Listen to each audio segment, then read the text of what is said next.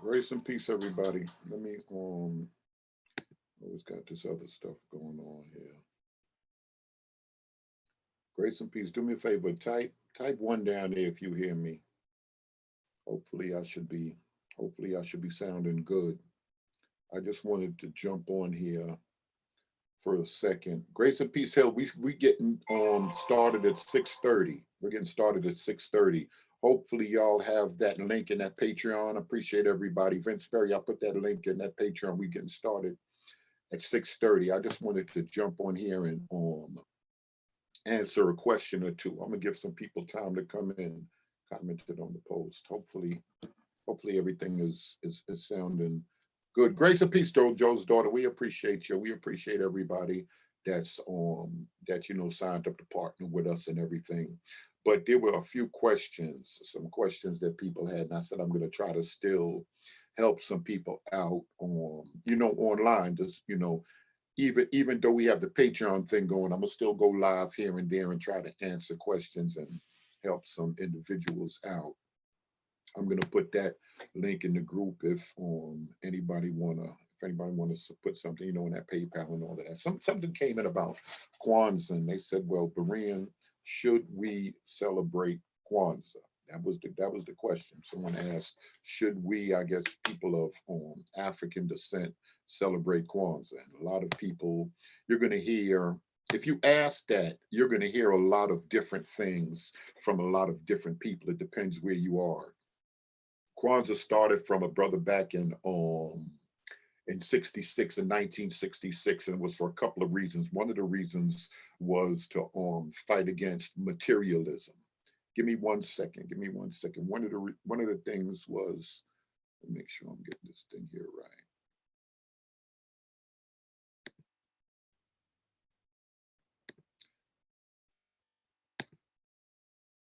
One of the things were to fight against materialism. Yeah, that's a big thing. Commercialization in the holiday. Well, let me see if I can commercialization and the holiday. Let me see if I can read this thing down here too. No, no, no. Wait, see. Okay, I got that.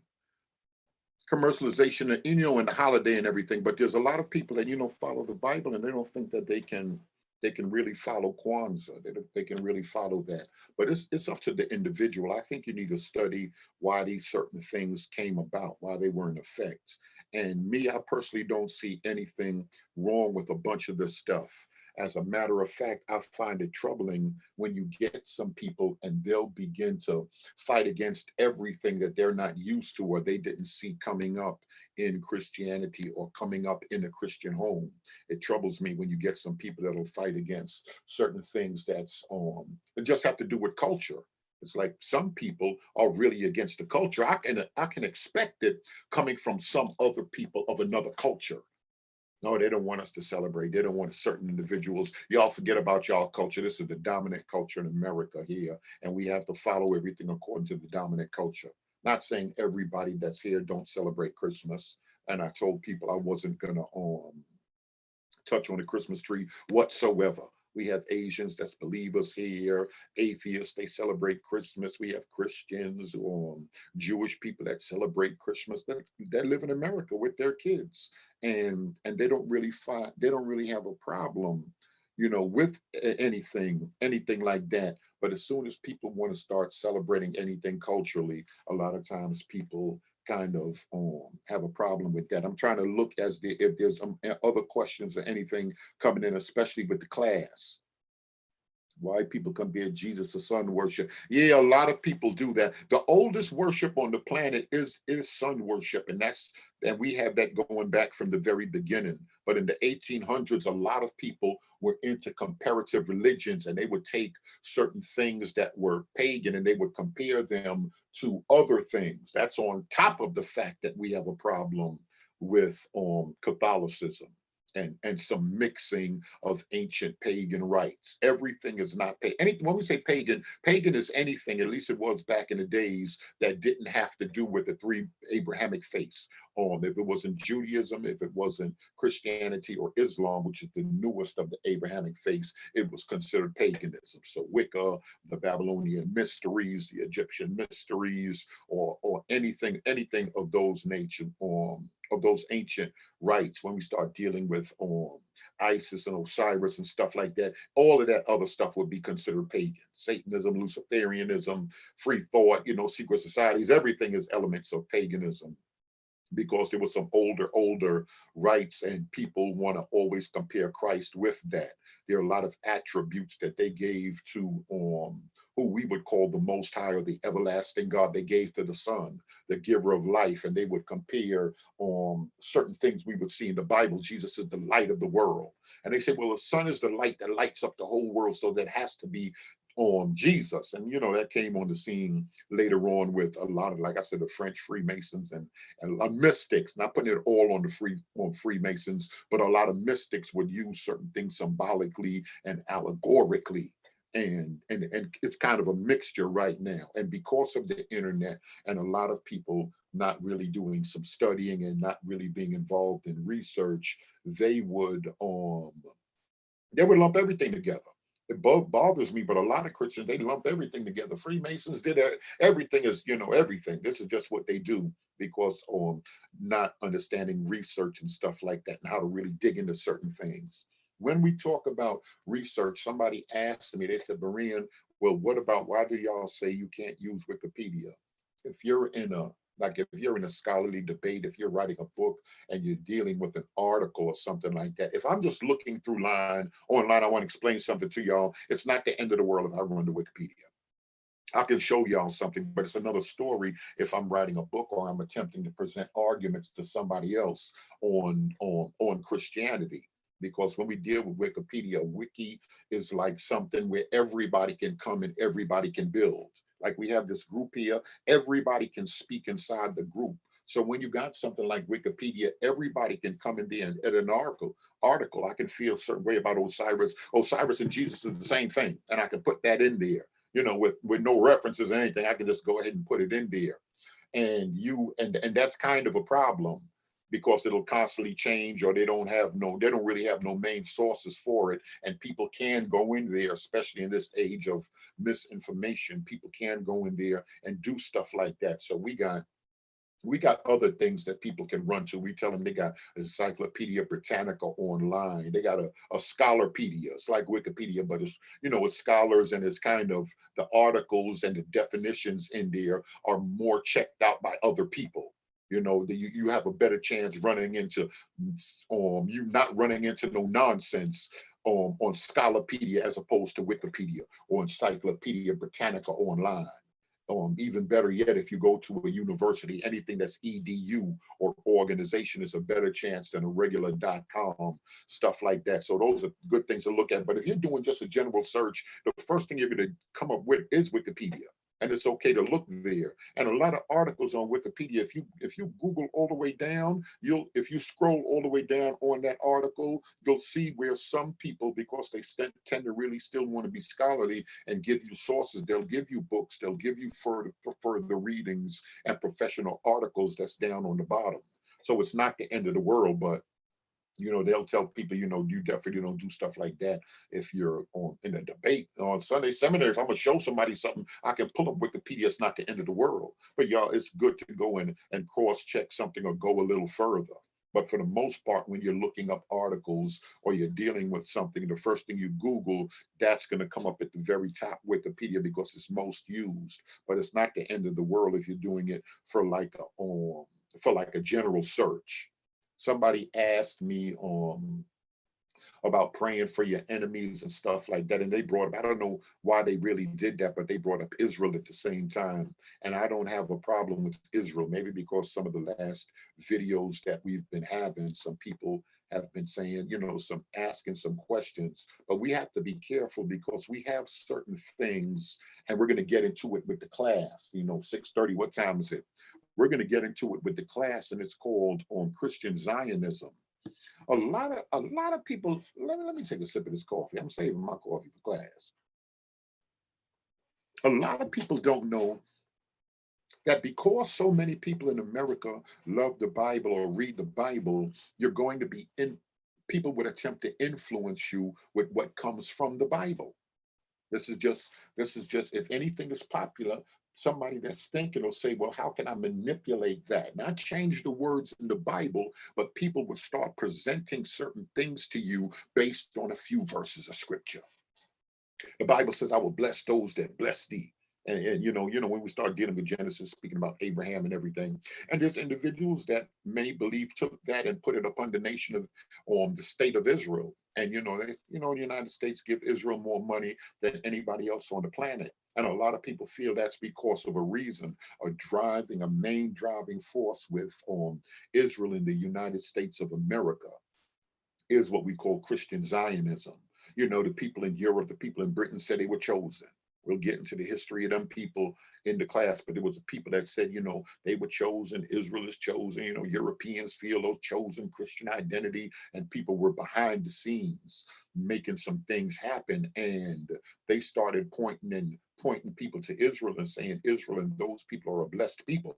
There are a lot of pastors out here that don't believe you need to even preach to the Jews because it's a different gospel for the Jews, and Israel is blessed regardless because there's a promise that God made to those people over there, and they can run amok and do what they want. And the church has been pimped. A lot of churches have been giving money to the nation of Israel and standing up for Israel and embracing themselves around Israel and protecting Israel because of what they believe Scripture says. Now the question is, were those Bible believers that was behind that, what would they call that Christian Zionist movement or Zionism in general? These are things that you can't really speak about. But as we get into Bible study and we start dealing with dispensationalism and covenant theology and all of these different things that we might touch on a little bit, when we start getting into that, especially in light of people talking about they're Israelites over here and all of this stuff, you need to understand some of those things. Have the church been pimped? And this bothers people right here. Have the church been pimped by Zionism, by Christian Zionism? Have the church been manipulated into believing certain things about the land of Israel? Have politicians, have people been behind the scenes making some stuff happen for those people and over there? That's not Bible. Because you read something in the Bible don't necessarily mean it's so.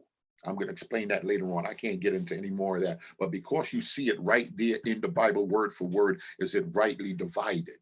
The writ gives us something and tell us to rightly divide it for a reason, because the Bible can be mishandled, and a lot of times it is mishandled. We just got to admit it. A lot of times the Bible is mishandled. As a matter of fact, I think I can go further and say the Bible is the most loved book, but the most quoted, the most took out of context book on the face of the earth, on the entire planet. Let me see before I get out of here. Are there any more questions? Someone else asked about, they showed a picture of a video. Oh, what's the brother name? The brother that was fighting the dogs. He's a football player. Put his name in there. He was fighting the dogs, and they got a petition. The NFL want to honor him or something, and they don't want him honored because he was fighting dogs 10, 11, 12 years ago. And folk, I'm gonna tell y'all what, folk just don't want to let you put your past down. They say they do. They want you to forgive these cops that's killers out here and all of this other stuff. Vic is his name. Vic, he was fighting dogs. He had a little dog fighting business, and a lot of people do that. A lot of people in the South do that. A lot of people from certain cultures, they fight chickens and stuff. And people, with dogs, dogs man's best friend. So they really felt that was inhumane. But he did almost 2 years, 19 months in jail. And 12 years later, people are still bringing things up. I'm kind of careful with who want to bring up people past all the time. They quick to tell us to forgive something, but they want to bring up someone's past. Vic, somebody still put that guy's full name down inside that text. And these are just some of the questions I want to answer. These are just my opinion on some things. There was a video that's being passed around here, interestingly enough, that the gentleman is a pastor, and he's one of the I think he's in Phoenix. He's one of the fastest guns. He's always he's always online drawing pistols and shooting guns and stuff like that.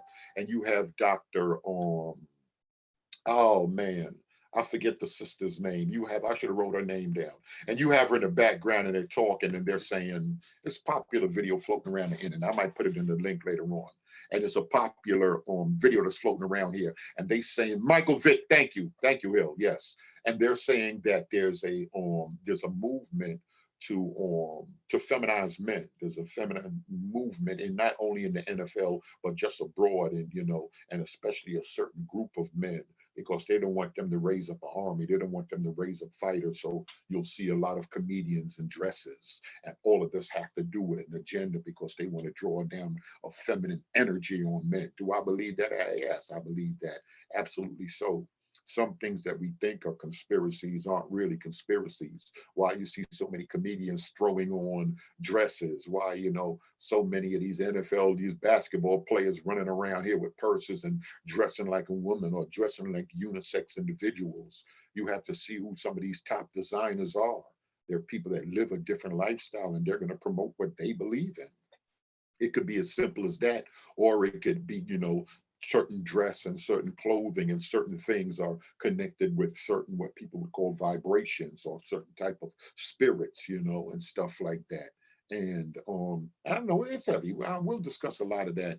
We'll discuss some of that stuff in class, but I wanted to make sure that I dropped this video to try to still share some information with some individuals in here. What is the knowledge of the? Oh, that's Moses. What's up, Ron Moses? That's Ron Moses. Knowledge of the Melchizedek order. We told you to get them slides and get ready to get on here. So yeah, Mike Shaw, grace and peace. Get on there and tell us about it, Ron Moses. You love discussing that. We're going to talk about that, and I'm going to talk about that esoteric, but we're going to talk about basic Bible study. A lot of folk doing too much with that book. So we're going to talk about Bible study today and different people's views on the Bible. When it comes down to truth, a lot of people got too many pastors.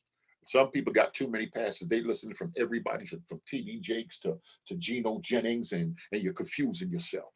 You're confusing yourself. I'm gonna go to the basics and I'm gonna explain some things. When you're dealing with the Bible, you got to go from the beginning to the end. And I point some things out to people. And I'm gonna bring this up in the class. We starting in 15 minutes. I'm gonna make sure I got that link right. And that's, like I said, that's for the people down with that Patreon and everything. I want to make sure I focus on a lot of them because they rocking out with us with the, with the support, with the work and all of this stuff. And we're gonna get into a couple of more emails that people sent me. Got all type of stuff. All type of strange stuff. I think sometimes people are doing too much, but definitely shout out to the pastors. You pastors, you preachers, you ministers, your job is hard and it is getting nothing but harder. Mess around with this internet, the church folk, the pastor's job has become harder because people are getting information and they're drawn from everywhere. YouTube teachers, people just pontificating out here, just bringing in different theories and just mixing it all up and just throwing it out there in the pot. And you looking at it like, I don't know what this is, but this is what's going on right here. Y'all want to get in touch with me, y'all know where I am on BereanTeacher@gmail.com. Y'all can hit me in there if y'all want to get with that. When y'all want to get with that group later on. I think I didn't forget anything. I'm trying to look and I don't see any more comments in here. I think most of y'all are already in there. Grace and peace, progress. I think most of y'all are already in there in the group. And let me see. Grace and peace. All right, I think that's about it. I'm gonna jump off here and get ready for this class.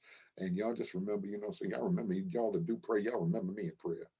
I come on here like everything's all right, but we do have a bunch of stuff that's going on, in the background behind the scenes. But we trust in that everything will work out. All right, y'all, I'm out of here.